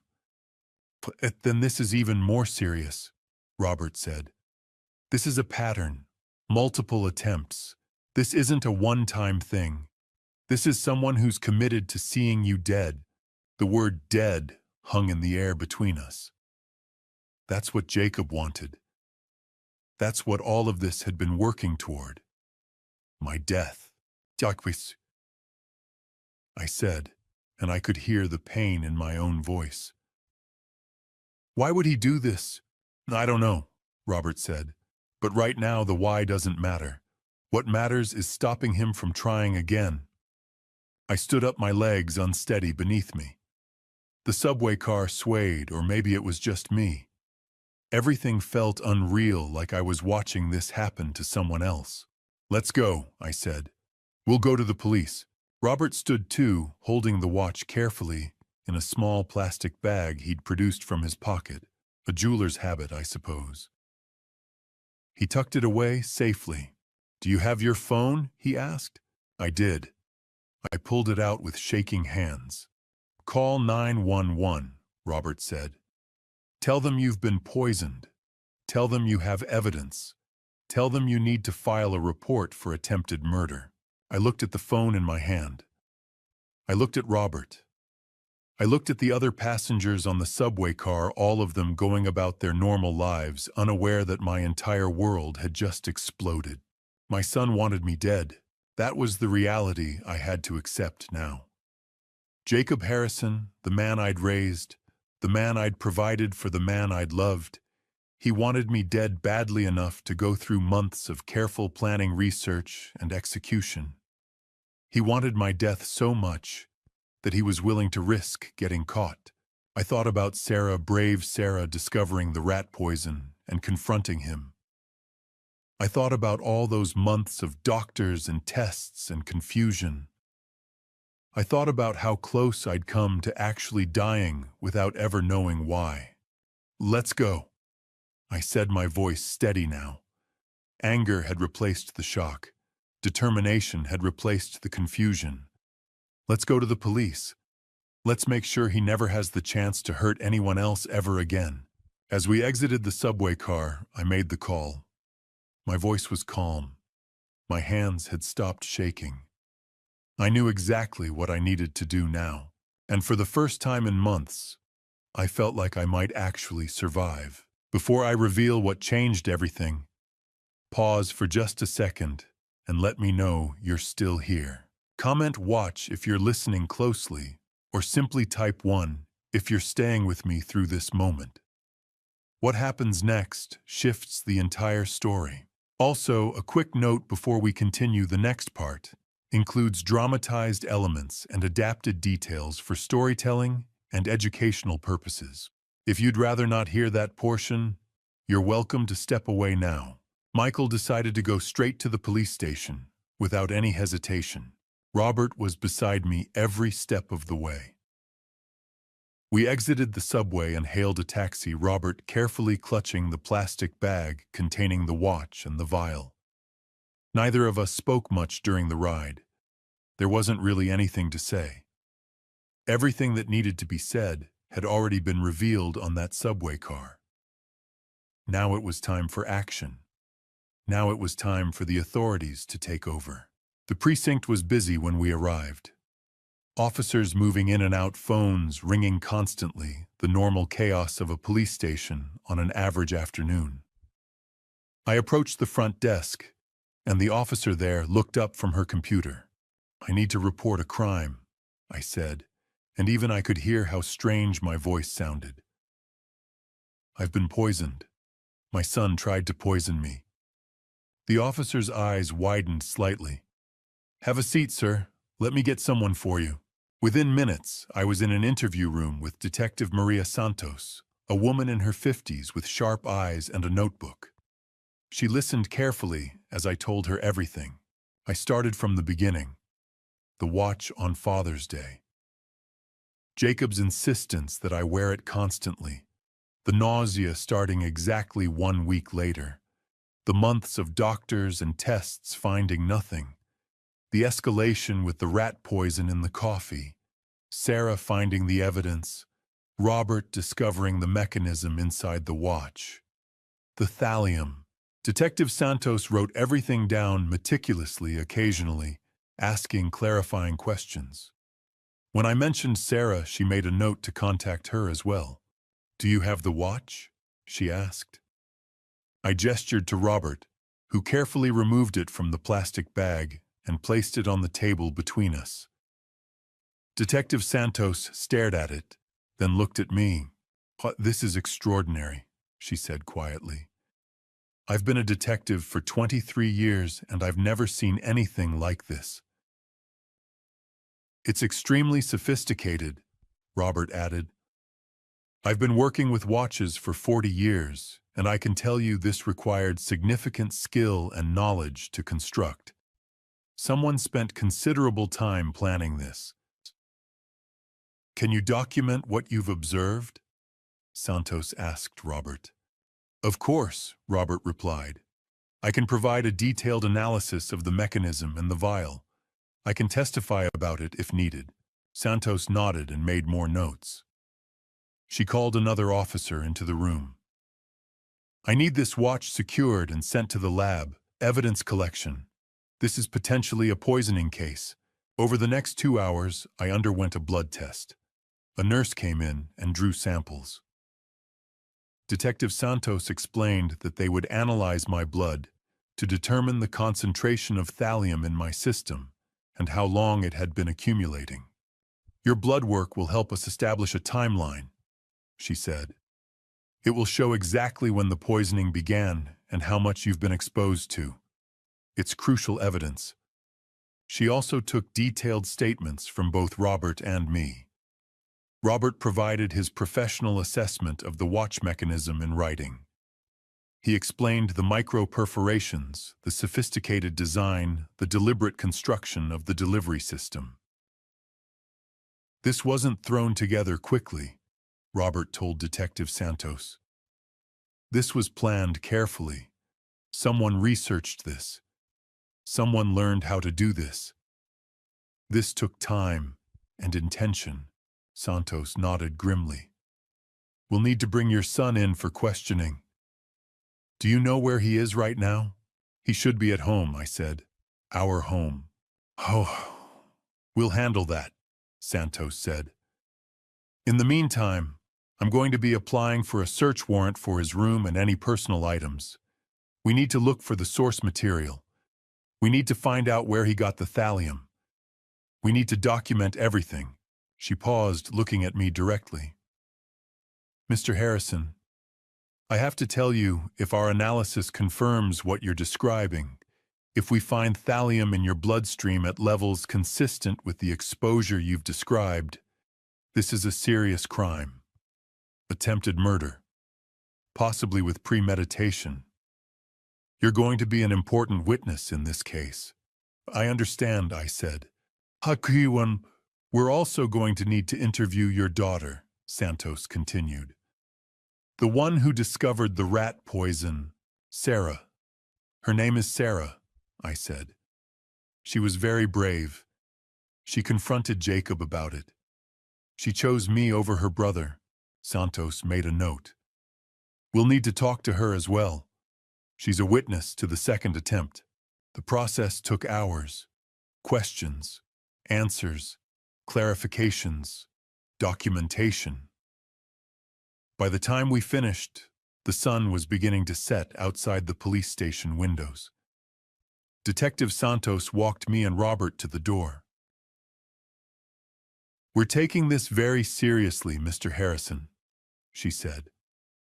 We'll be bringing your son in for questioning tomorrow morning. We're getting the search warrant tonight, and we'll have initial lab results within 72 hours. What happens in the meantime? I asked. In the meantime, you need to take care of yourself. Get medical attention. See a doctor who specializes in heavy metal poisoning. Keep yourself safe and stay available to us.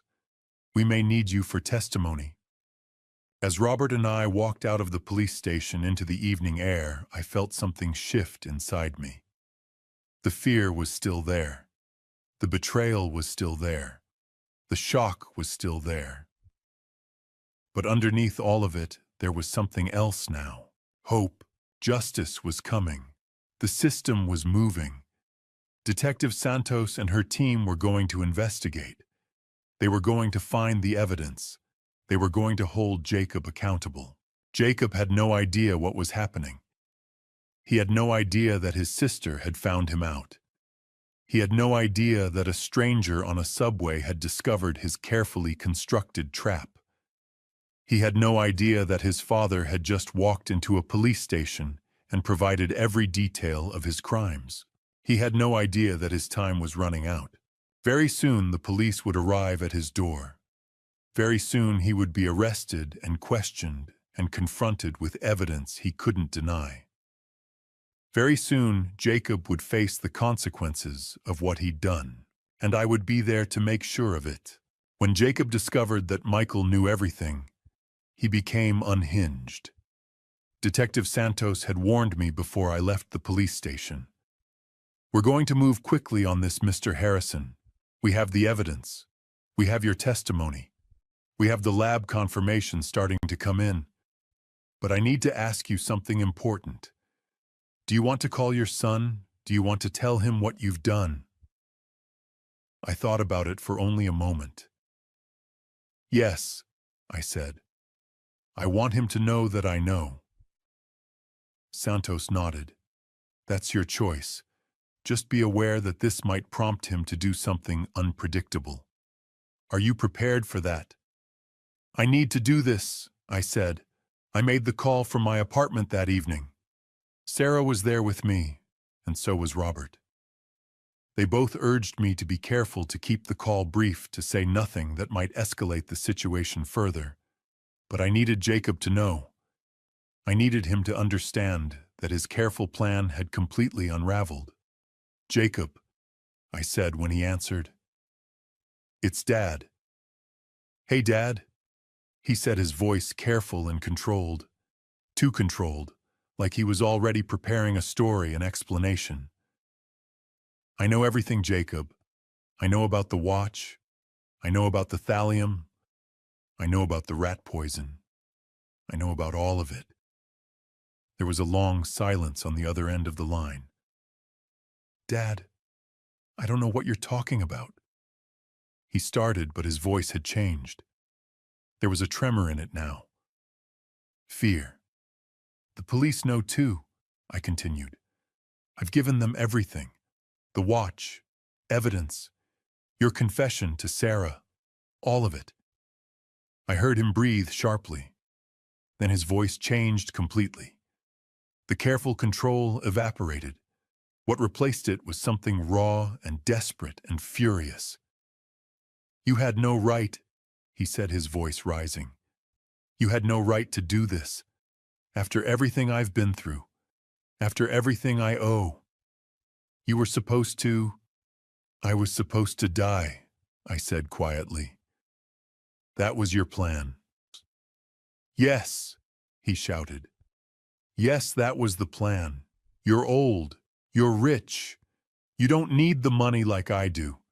You have no idea what it's like owing people like I owe them. People who hurt you if you don't pay. You were just going to... He stopped himself, but it was too late. He'd already admitted everything. Sarah grabbed my hand, her eyes wide. The police are coming for you, Jacob, I said. Turn yourself in. Make this easier on yourself. No, he said, and I could hear something breaking in his voice. Panic, rage, desperation all mixed together. No, this isn't over. You think you've won, but you haven't. This isn't over. He hung up. Sarah's face went pale. Dad, what did he mean? What does he mean it's not over? I didn't have to wait long to find out. 20 minutes later, the apartment building's security system alarmed. Someone was forcing their way in through the back entrance. Sarah screamed, and I immediately called 911. He's here, I told the dispatcher. My son, Jacob Harrison. He's here. I could hear footsteps on the stairs. Heavy, furious footsteps. Getting closer. Stay behind me, I told Sarah, pulling her toward the bedroom. The apartment door exploded open. Jacob stood there wild-eyed and manic. His hair was disheveled. His clothes were torn. He looked nothing like the son I'd known. He looked like someone completely unraveled. You ruined everything, he said, his voice hoarse. Everything. Do you understand what you've done? I've protected myself, I said quietly. I've done what I should have done months ago. You've destroyed me, Jacob said, and I could see his hands shaking. One of his hands was clenched into a fist. The other was holding something. I couldn't see it clearly, but my stomach dropped. He took a step toward me. That's when the apartment door burst open again. Police officers flooded in their weapons, drawn their voices, commanding, "Police freeze! Get on the ground now!" Jacob spun around, and for a moment I thought he might try to run. Instead, he lunged toward me. One of the officers moved faster. She tackled Jacob to the ground with practiced efficiency, his body slamming against the floor with a force that drove all the air from his lungs. "Don't move," the officer commanded. "Don't even breathe hard." Jacob was screaming incoherently, struggling against the officer's grip. They had him restrained in seconds, handcuffs, the whole procedure. Detective Santos emerged from the hallway, her expression grim. "Are you all right?" she asked me. I nodded numbly. "We've been monitoring your son since you called," Santos said. "We knew what he was likely to do. We were positioned outside waiting. He made a serious mistake coming here." "What's he holding?" I asked, pointing to the object that had fallen from his hand during the struggle. One of the officers picked it up carefully. It was a knife. A large kitchen knife with a blade at least 6 inches long. "He was going to try to finish what he started," Santos said quietly. "With this." Jacob was being led out of my apartment now, still screaming, still struggling, completely lost to rage and desperation. The police officers moved him efficiently toward the stairs. As he was being led past me, he turned his head and looked at me with an expression of pure hatred. "I hope you die," he snarled. "I hope you suffer for the rest of your life. I hope you regret this every single day." "I regret that I raised you," I said quietly. "But I don't regret saving myself." Sarah was crying beside me, her entire body shaking. Robert put his arm around her shoulders, offering what comfort he could. Detective Santos turned to me.